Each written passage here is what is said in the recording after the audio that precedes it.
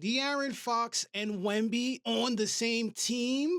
This is what movies is made of. Fellas, ladies and gentlemen, welcome back to the J. Will Show. As the NBA ball knower you are, NBA trade season is upon us, and if you're a fan of the NBA, this is one of the best times of year. Yesterday, a massive three-team trade went down between the Kings, the Bulls, and the Spurs. The Sacramento Kings traded De'Aaron Fox to the Spurs, teaming him up with Victor Wembanyama. The Sacramento Kings also did receive Zach Collins, Trey Jones, Kevin Huerter, and their own 2025 first-round pick back from the San Antonio Spurs. And of course, we all know the biggest part of this trade is De'Aaron Fox teaming up with Wemby in San Antonio. I absolutely love this move. This has been rumored for a little bit now. It was reported that De'Aaron Fox wanted to go to the Spurs, and then De'Aaron Fox came out and said, I never said that. I don't know where that's coming from. And lo and behold, he ends up on the Spurs. I don't know, super confusing, but it is what it is. We all know Victor Wembanyama is going to be the face of this league one day. We talked about being generational in yesterday's video with the Luka Doncic trade, and this is one of those players that is going to be generational. So we don't got to go too in depth on the Wemby part of this. We know how he gets down. He's one of them ones. We know that. Everything that you need a big man to do, he's doing it. And if you were going to pair Wemby up with any kind of point guard, it had to be a dynamic point guard like Fox. Fox's speed, scoring, playmaking, everything that he does with the ball works perfectly for Wembanyama's game, because Fox was already very difficult to guard because of his speed and ball handling ability. And then you throw in Victor Wembanyama, who's a mismatch every single night because he's 7'4". He can dribble, pass, shoot, dunk, block.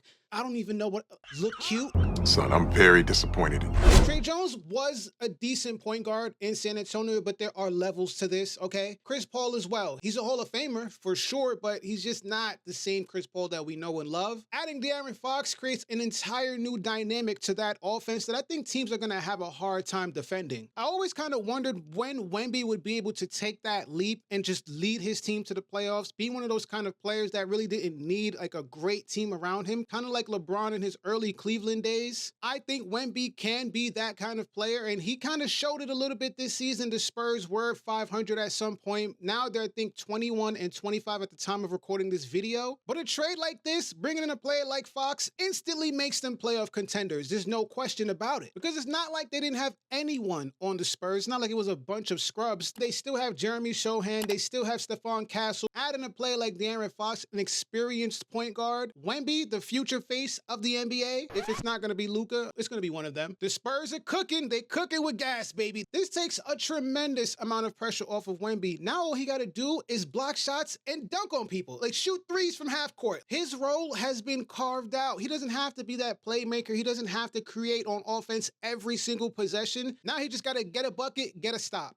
Get a bucket, get a stop. He doesn't have to create for everyone on the team. De'Aaron Fox will take over those playmaking responsibilities. Now, looking at this from the Kings' perspective, it is extremely confusing on why they wanted to trade De'Aaron Fox, especially after De'Aaron Fox came out and said, I don't want to be traded to the Spurs. I never said that. That wasn't me. So it's like Sacramento made up the rumor, leaked it to the media, and then the media ran with it because they were already preparing to move him to San Antonio the whole time. This trade makes zero sense. I'm not even going to give them a little bit of credit on this trade. Why would you bring in Zach LaVine? And that's not even me being a hater. I love Zach LaVine's game. I wanted him on the Knicks so bad. But we all know what LaVine does bring to the table. He's an elite scorer. He's not an elite player, but on the scoring side of the ball, he puts the ball in the rim with the best of them. So he does bring the offensive firepower to the Kings, but the roster construction is an absolute joke. Exactly. And it's a huge bet on Zach LaVine staying healthy and thriving in this system, pairing him again with DeMar DeRozan. We saw what that looked like in Chicago. It didn't look great. I mean, it was fun. Like they were competitive somewhat, but they weren't a great fit. And obviously DeRozan left. So for Sacramento Kings to see how that played out in Chicago and to still trade for him and bring him back to pair him with DeRozan.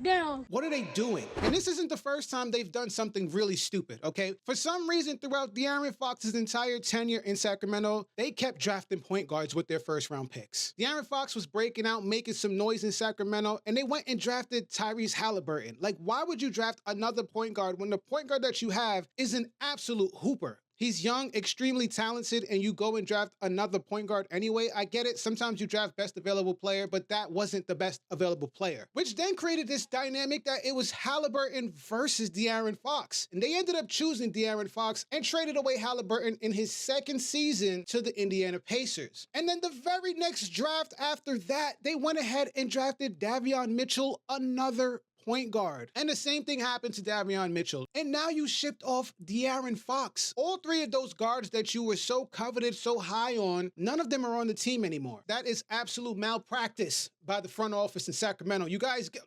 who's running the show? I don't know what Sacramento's doing. Maybe they're heading towards a rebuild, but you can't even trust them with that. They have missed on almost every single pick that they have made in the last 10 seasons besides De'Aaron Fox. Besides De'Aaron Fox and Keegan Murray. Let me give Keegan Murray his credit. He's not amazing by any stretch, but he's definitely no scrub. But back to today, they have Zach LaVine and DeMar DeRozan now. DeRozan is a little bit washed. I'm just going to go ahead and say that now. LaVine can still produce, but he's a liability defensively. So now you have DeMar DeRozan, Zach LaVine, and Sabonis. Three defensive liabilities that have to play big minutes. So yeah, maybe this is a tankathon move. They're trying to go ahead and get themselves a good lottery pick. Let's move on. For the Bulls, there are a lot of upset Bulls fans. Everyone knew Zach LaVine was going to be on the move at the trade deadline. Nobody was surprised by that. What we were surprised about is the return that they got for Zach LaVine. They did get Trey Jones. I like Trey Jones a lot. I think he's a very promising point guard. Also, Kevin Huerter, he's still young. He's still an elite shooter. He's been struggling in Sacramento, so maybe a change of scenery could be good for him. And they got back Zach Collins. But the main reason to make the trade was to get off Zach LaVine's contract. He was owed $180 million over the next 4 seasons. In today's league, that's not the craziest amount of money. For Zach LaVine, it is. There wasn't much you was going to be able to get for Zach LaVine with that contract and his injury history. And getting back their pick for this year's draft was actually like the best part of this trade, in my opinion, because now you could just go ahead and really tank. Go ahead and get you a lottery pick. Now that you got your pick back, you control your destiny. But I don't think they're done dealing. They still have Vucevic, who a lot of teams are looking for a center. We know he's an offensive-minded center. He doesn't play much defense, but he is definitely serviceable, especially on a contender. If he isn't moved by the trade deadline, I would be surprised. And it might be a return just like this. Just some picks, maybe some young players that they could just go ahead, tank, and just hope that those players develop into better players. The Spurs have their 2 stars. It's time to build around them. Fox and Wemby, you know what they're going to do. Now it's time to spread the floor out and add some shooters. They need to be a shooter on every corner of the court. And they still have enough young pieces that they could go ahead and make another trade, bring in some more talent. They just went from lottery, maybe a play-in team, to legit contenders. I just don't see a world where this trade doesn't work. And they didn't have to mortgage their future to get him. So they have a lot of flexibility going forward, and they have their 2 stars that they could go ahead and build around. For the Kings, it's over, buddy. I don't trust their front office for them to go ahead and tank and go pick up another player. I don't think DeRozan is signing up for that. I don't think Sabonis is signing up for that. And I don't think Zach LaVine was traded to Sacramento to go there and lose. I just don't see, I don't know what they could do. Maybe if they could go and get a center, a defensive center that they could put Sabonis at the 4 and put a center at the 5, someone who could protect the rim, maybe it could work, but then they still have a glaring issue at point guard. So the Kings, it isn't looking too great, but it wasn't looking great before, so they kind of stay right where they're at, and that's in purgatory. It's a little bit more clear-cut for the Bulls. They don't have much else they could do but lose. They have a team that is very bad at this point. Some Bulls fans have been asking for this for a long time. They've been saying, we just need to rebuild. This roster isn't good enough to get us to where we want to be. And a historic franchise like the Bulls, being bad for as long as they've been, it just doesn't sit right with the fans, and they have been livid. But now at least fans can root for them losing. Right? Tank and get a good pick. Yeah. You're honestly an idiot. Final takeaways. The Spurs are the biggest winner in this trade. Pairing Fox and Wemby, dynamic duo. And the Bulls, they're finally embracing a rebuild. This is what the fans have been asking for. This is what the fans are going to end up getting. But the question still remains, did they get enough for LaVine, their top trade piece? That's the only piece that really they could have got any value back for. And it was a lackluster return, to say the least. Who do you think won this trade? Leave it down in the comment section below. If you enjoyed the video, subscribe to the J Will Show and leave a like on it. That's how we grow. I will see you guys in the next video. It's been Jay, and I'm out.